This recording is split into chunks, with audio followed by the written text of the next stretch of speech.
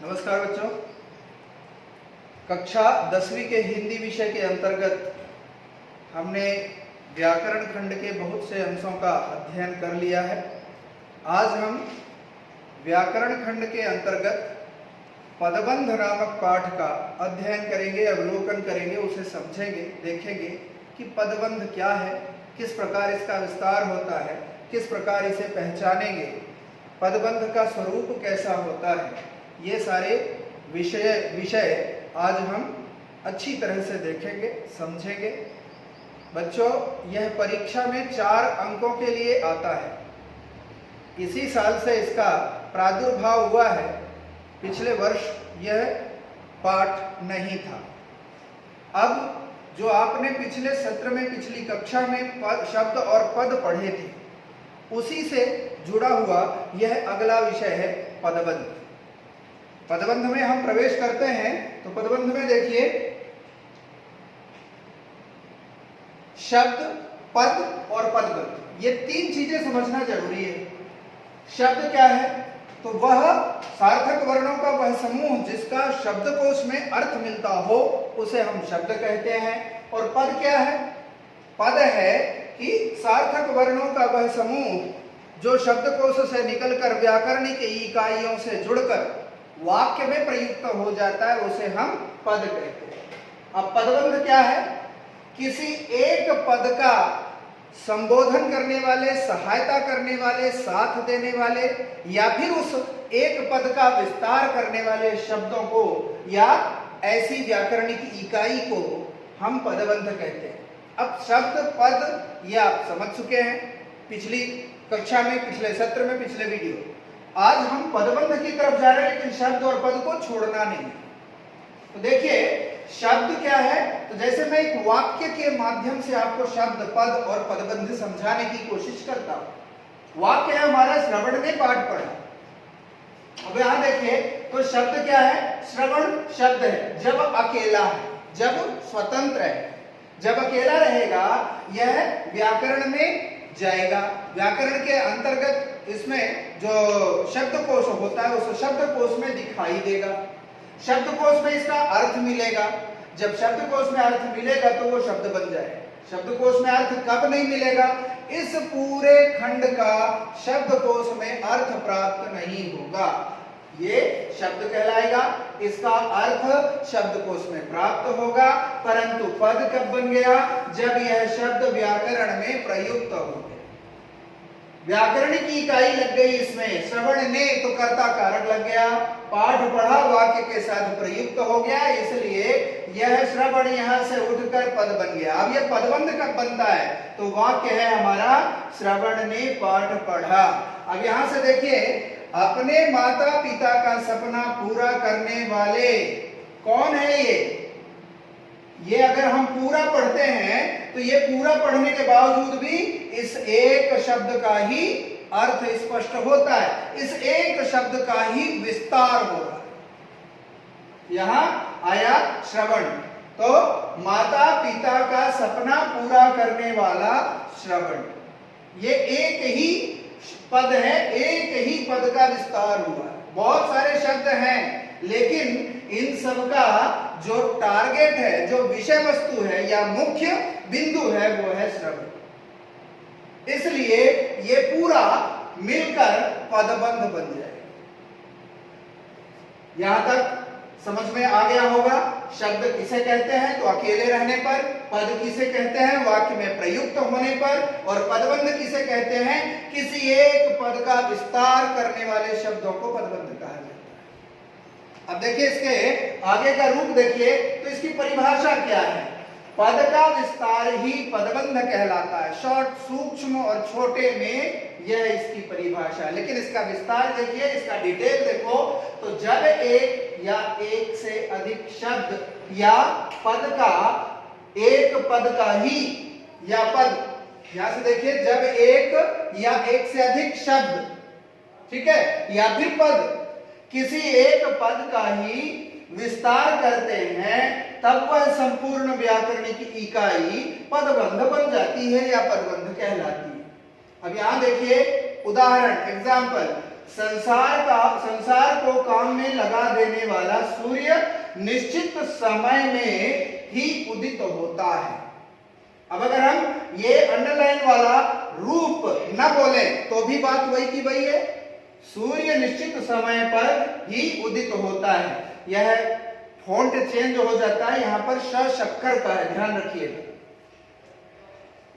संसार को काम में लगा देने वाला, तो ये क्या कहला गया, ये पूरे शब्द मिलकर ही किसका सूचक हैं, यहां पर सूर्य का सूचक है। इसलिए ये पूरे के पूरे शब्द मिलकर एक पदबंध का निर्माण करते हैं। फिर आगे देखिए दूसरे वाले में, वह लंबा चौड़ा आदमी सुबह से काम कर रहा है। ये आदमी की विशेषता है और उसका विस्तार है। तो आदमी है, हम इतना न बोले तो भी अर्थ स्पष्ट हो जाएगा। आदमी सुबह से काम कर रहा है, लेकिन कैसा आदमी, कौन सा आदमी, तो आ जाता है वह लंबा चौड़ा। तो ये जो तीन शब्द हैं, ये तीनों शब्द उठ करके किसी एक शब्द का ही विस्तार कर रहे हैं, उसे बढ़ा रहे हैं, तो यही पदबंध कहलाता है। एक और आगे देखिए, रामू को एक सुंदर नीला कमल चाहिए। अब यहाँ पर एक सुंदर नीला, अगर हम इनका प्रयोग न करें तो भी अर्थ स्पष्ट हो जाएगा। रामू को कमल चाहिए, लेकिन कैसा चाहिए, कौन सा चाहिए, किस प्रकार का चाहिए, तो वो सारा अर्थ जब हम बढ़ाएंगे, उसे विस्तार करेंगे, तो ये हमारा पदबंध कहलाएगा। पदबंध के आगे के रूप में देखिए तो पदबंध के भेद कितने होते हैं, तो देखो संज्ञा पदबंध, सर्वनाम पदबंध, विशेषण पदबंध, क्रिया पदबंध और क्रिया विशेषण या फिर आज्ञा पदबंध।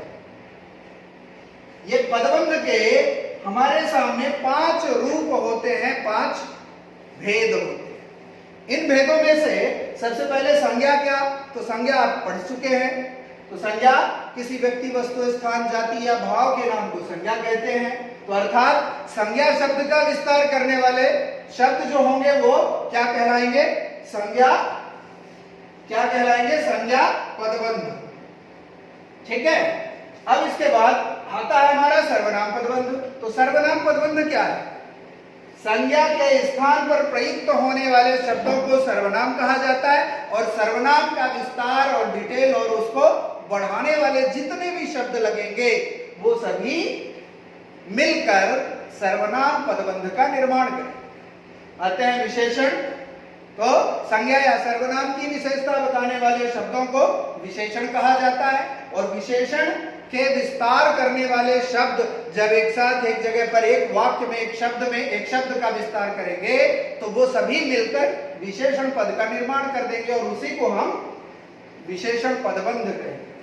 क्रिया पदबंध क्या है, कर्ता या कर्ता के काम का, समय इत्यादि का बोध कराने वाले, उसका काम हुआ या नहीं हुआ, ऐसे शब्दों का बोध कराने वाले शब्द क्रिया कहलाते हैं। और क्रिया का विस्तार करने वाले शब्द मिलकर क्रिया पदबंध बना।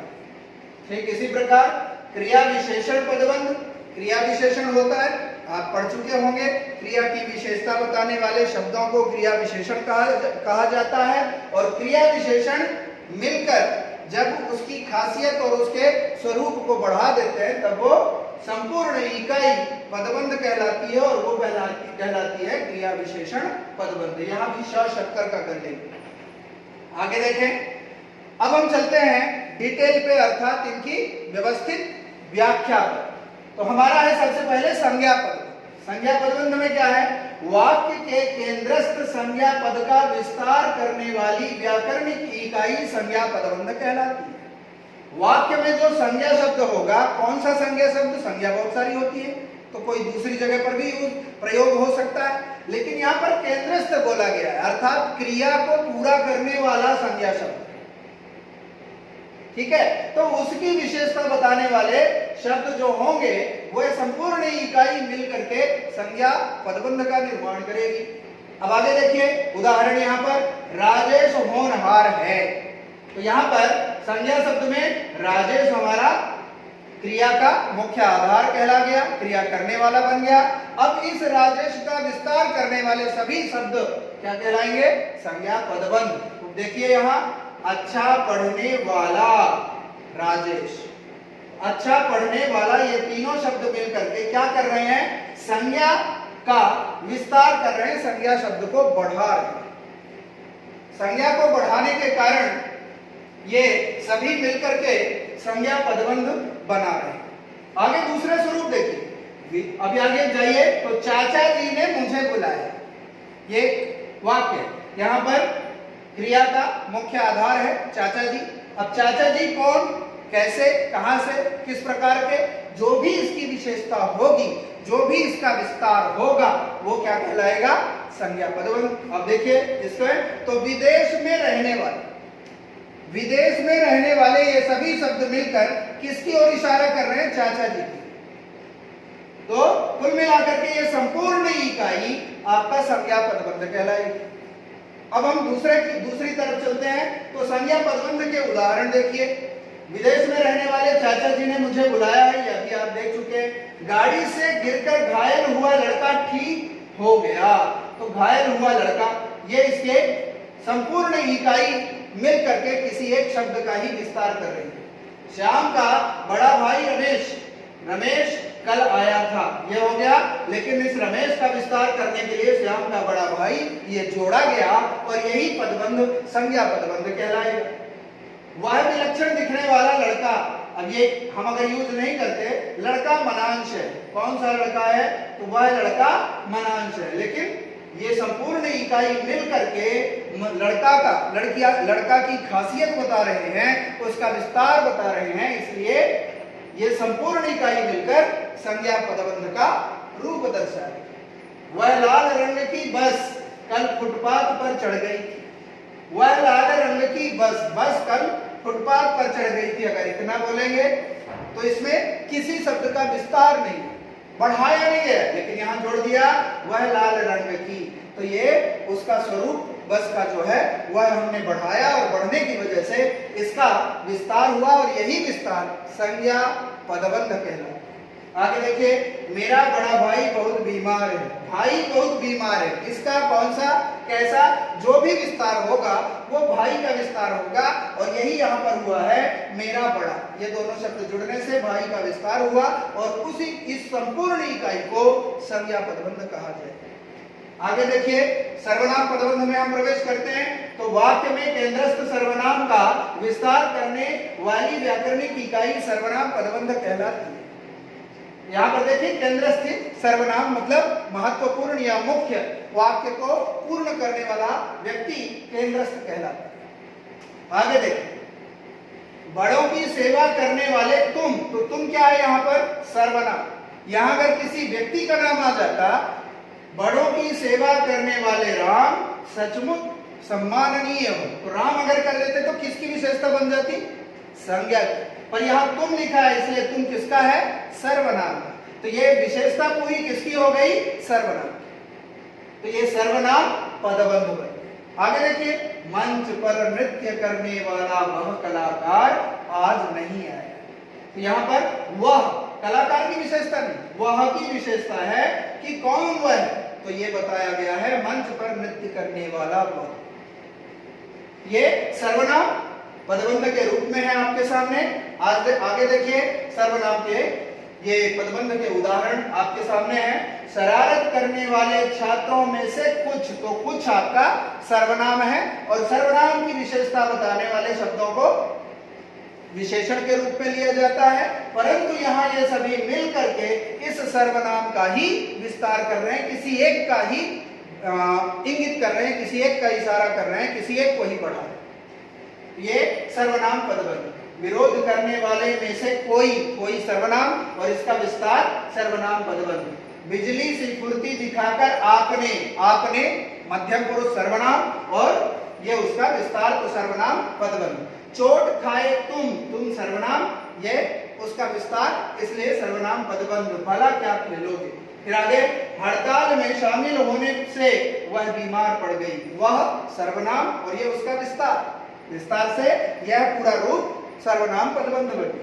आपके दोस्तों में कौन साथ देगा, तो कौन सर्वनाम और यह उसका विस्तार, इसलिए सर्वनाम पदबंध। आगे देखिए, क्रिया पदबंध।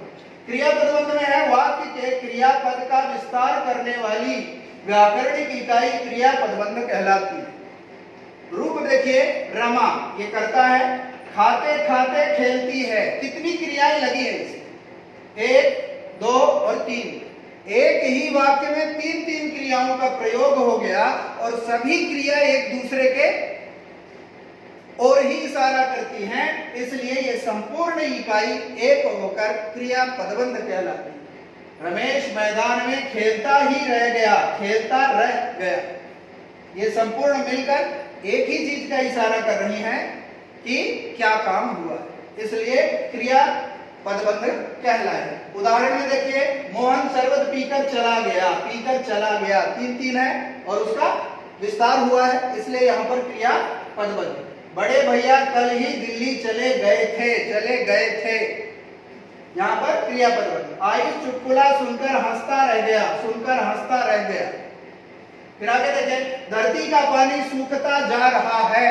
एक ही क्रिया में जहां काम होने वाला है, वहां पर 2 3 क्रिया एक साथ मिलकर किसी वाक्य को पूरा करती है, वो उसका विस्तार कहलाता है।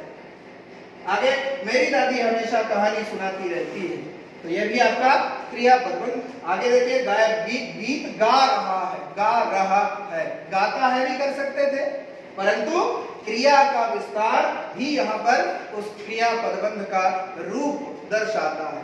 आगे चले हम, तो क्रिया आगे आता है विशेषण पदबंध। विशेषण पदबंध में वाक्य के विशेषण पद का विस्तार करने वाली व्याकरणिक इकाई को विशेषण पदबंध कहा जाता है। महांश बहुत दुर्जन, कामचोर और बेईमान आदमी है। ये संपूर्ण इकाई जो है वह विशेषता का विस्तार करती है, अतः विशेषण पदबंध। नीचे देखिए, सुनीता परिश्रमी, मेहनती और ईमानदार। संपूर्ण इकाई हर प्रकार से उसकी विशेषता का विस्तार कर रही है। उदाहरणों में चले तो वह बहुत सुंदर चित्र बनाता है, बहुत और सुंदर, विस्तार हुआ है विशेषण का। फिर आगे, सफेद गाड़ी पहने हुए, तो ये संपूर्ण जो विस्तार हुआ है वो विशेषण के रूप में है, महिला की खासियत के रूप में।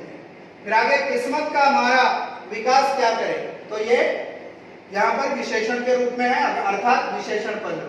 कठोर वाणी का वक्ता सच्चा होता है, कठोर वाणी यहाँ पर विशेषण पद। अत्यंत सुंदर होता है, प्रभात का लेखन अत्यंत सुंदर होता है, ये उसकी विशेषता, और विशेषता का विस्तार विशेषण पद।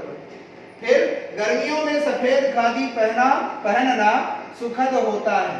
सफेद खादी विशेषण है और विशेषण का विस्तार, एक से ज्यादा शब्द हो गए हैं, अतएव विस्तार हुआ और वही हमारा विशेषण पदबंध बन गया। आगे देखें, क्रिया विशेषण पदबंध। क्रिया विशेषण पद के स्थान पर प्रयुक्त होने वाले पदों को क्रिया विशेषण पदबंध कहा जाता है, या वह इकाई क्रिया विशेषण पदबंध कहलाती है। माताजी जल्दी जल्दी चढ़कर छत पर पहुंची, जल्दी जल्दी, ये क्रिया की विशेषता बता रहे, एक साथ संपूर्ण इकाई लगी, अतः यहाँ पर क्रिया पदबंध का क्रिया विशेषण पदबंध का विस्तार हुआ। वहां धीरे धीरे लिखता है, धीरे धीरे क्रिया विशेषण। आगे चले, अन्य उदाहरण भी है, वह किसी का भी चित्र बहुत जल्दी बनाता है, बहुत जल्दी।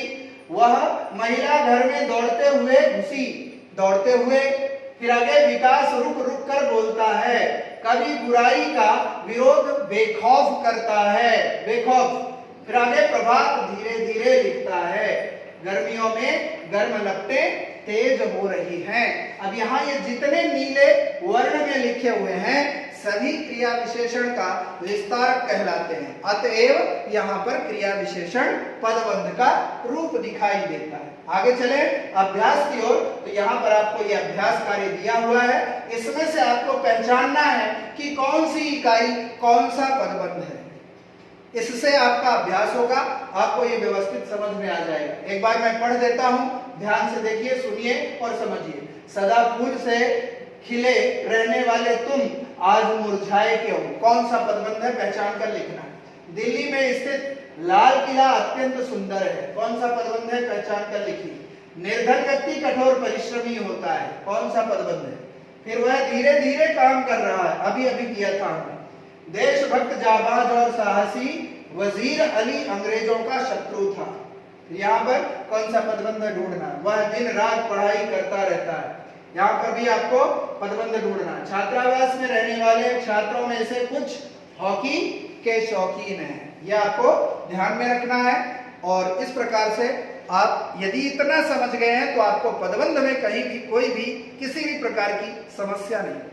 इसलिए इस पदबंध को एक बार नहीं, दो बार, तीन बार इस वीडियो को देखिए और विभिन्न प्रकार के शब्दों को, वाक्यों को संजो कर सामने रख कर परखने की, पहचानने की स्वयं परीक्षा कीजिए, अपने आप समझना है।